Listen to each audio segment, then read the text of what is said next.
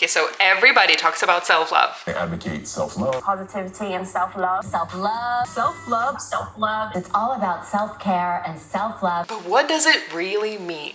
Let's find out. 5, 4, 3,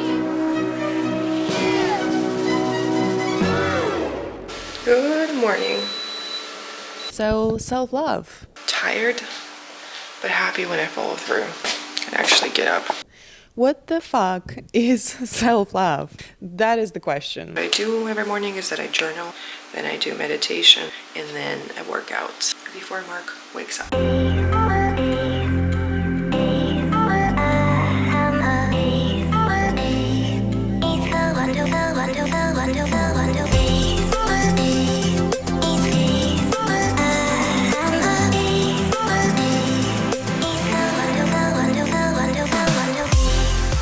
Now we're gonna go take Mark to school.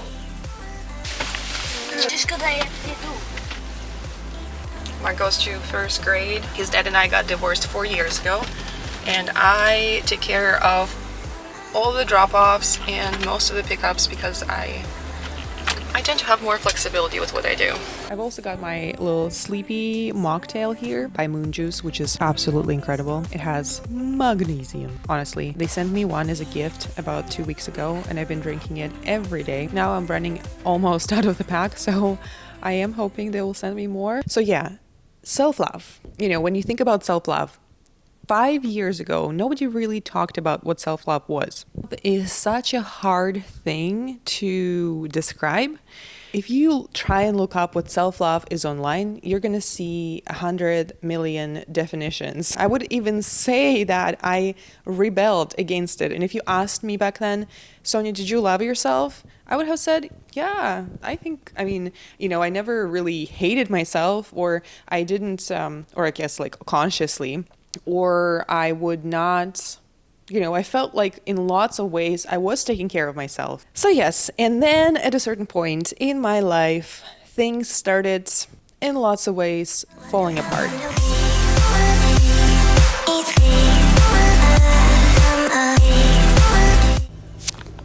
Oh my God, I was not filming. Okay.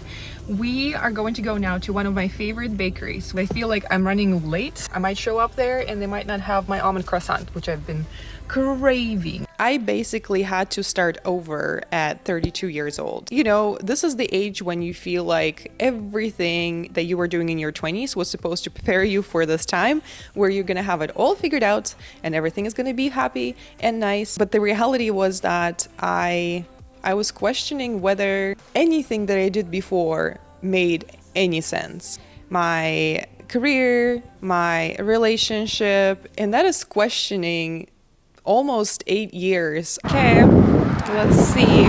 Test my luck today. Yeah.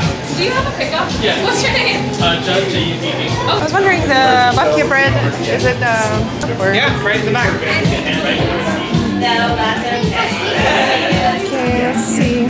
And all of a sudden, all of these stories that I had about myself that were buried somewhere underneath all of these accomplishments, they all came to the surface at the same time, screaming at me within my head. The other day and was like, we're thinking we're not gonna.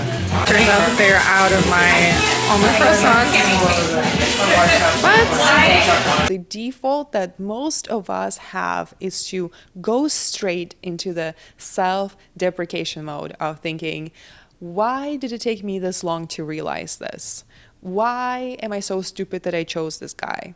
Why am I so dumb that I've stayed at this job for this long? Why haven't I done enough? Like, stop. Like, that is such a default behavior that is absolutely not serving us nor helping us in any way.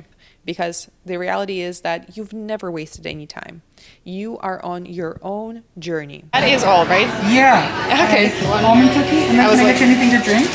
No, I think I'm good for now. Thank you. Yeah, no problem. was Almond like- cookies on me.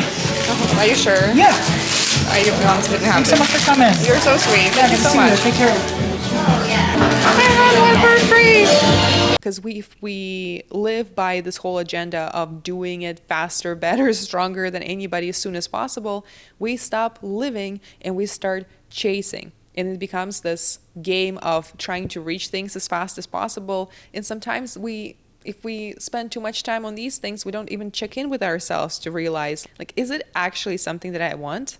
So don't do this. Don't go into self-deprecation mode. Now you got to figure out how can you recalibrate yourself to adjust the way that you think, so that way your life can become the reflection of what's inside here. This is another thing about Portland that I feel like nothing can beat it. But people here are so sweet. Everybody is so nice. It's genuinely, people care about each other. It's just, everybody is in a good mood usually. Morning. How are you? Good, yourself? Very good, thank you. How's yours? But then I had this epiphany. I spent all my life thinking that once that I'll reach that next thing that I need, that's when I can relax and be happy. When I buy a house, when I go on vacation, when I lose weight, that's when I'll feel good. And then no matter what happened, every single time I would reach the next milestone, I would think, well, yeah, that's good, but that's not enough. I need this other thing. And the biggest wake-up call was realizing that no guy choosing me, no job picking me, no career success can change what's already happening in here. And it's like, while that time was so hard, I also am so freaking grateful for it, because that is when everything was stripped away and I was not distracted by, this next thing happening. I was literally like, I don't know what to do next. That's when I had this moment to actually have an introspection, sit with these feelings, and then realize that if I end up living like this, I'm going to wake up when I'm 80 years old and I'm going to look back at my life and I'm going to realize that I never actually lived. Oh my god. This little beauty.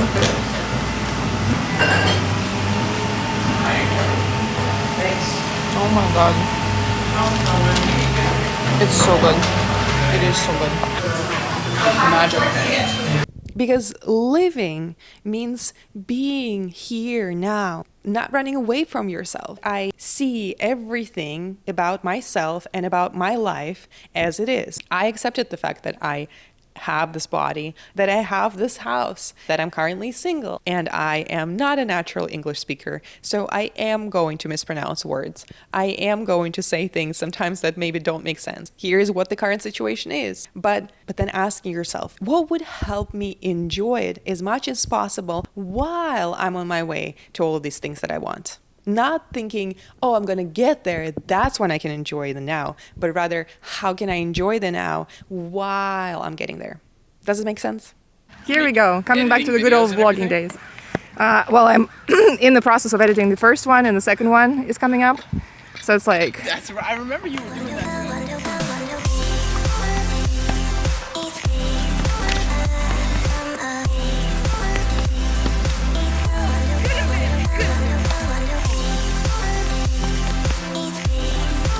Oh, I feel like some good hits. I feel like the point is not in winning at this point. It's in the fun we had all along. It's in the fun. It's in the journey. Wave, yeah. That was eye-freaking opening. The journey is what counts. So after I made sense out of all of this, I literally sat down at my dinner table and just started writing things down. What do I want my story to be like going forward? And by story, I don't mean just the plot and what happens, because that's something that we can't control. But rather, how am I approaching the story? How do I want to show up for myself? And not how I'm supposed to show up for myself. What is the social media telling me? But rather, how do I want to show up? Okay, just finished playing tennis with the guys. Met Amy when I was taking classes at the community college here, which was really cool because it was one of those very low-key classes and a lot of people were newbies. But that's how I got into tennis, essentially signing up for the class, showing up, having no expectations, thinking I was going to be the worst in the class. Turned out everybody was new and I learned so much. Regardless of what happens, even in our what's supposed to be the happiest moments, if your head is in the space of not enough, there's nothing in this world that's going to make you love yourself more. But the thing is, coming back to the beginning of this amazing video, what is self-love? Well, the thing is that I don't know 100% what self-love actually is. But what I do know is how self-love feels. Hi! Today, Mark is at his grandparents having a sleepover. And I thought, what if I have a sleepover in his bedroom? Because, you know, growing up, I never had my own bedroom. I always had to share the room either with my mom or my dad, because we only lived in a 2-room apartment and my dad snored a lot, so they slept separately. So I was either with him or with my mom. And as a little girl, all I wanted was to have my own space. Let's fast forward to now. I have my own house. And my son, who's 6 years old, has his own bedroom. And I realized how that little girl would freak out that that is her reality right now. So I thought, what if I just have a little sleepover situation here and stay in his little bedroom that is so cute.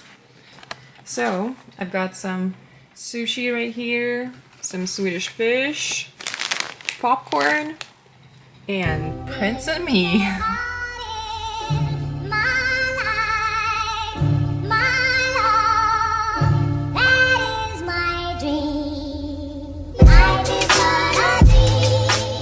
And honestly, the key here is not to expect that self-love is this final end state that once you reach it, you're there. You know, even for the people who I know, everybody struggles in this day and age of social media where it sort of forces you to always look at other people, and then the default behavior is for us to always compare. And another thing is that the more you grow and the more you make progress, you actually start peeling yourself kind of like this onion, and then underneath each layer you discover a new thing. It is an ongoing process. It's not just like the end state. But once you know how it feels, the only question there is then, how can you feel it as often as possible? So anyway, with all of this, I realized that self-love is not just a buzzword. It is truly the key to living a free life. With that state of mind, you're not there to try to prove your ego. You're not there to try to become better than anybody.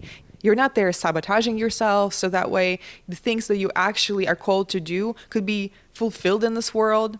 Like, there are so many incredible, amazing, talented people that I know that are not putting themselves out there or doing the things that they want because they have all that talk and all of these stories in their heads, which essentially literally depriving us, you know, the humans, other people in this planet, from their talent. You know, some people think that it's selfish. I actually feel that on the contrary, that not to love yourself is selfish. But if I were to give the definition of self-love today, it's to not stand in your own fucking way and have fun while doing it.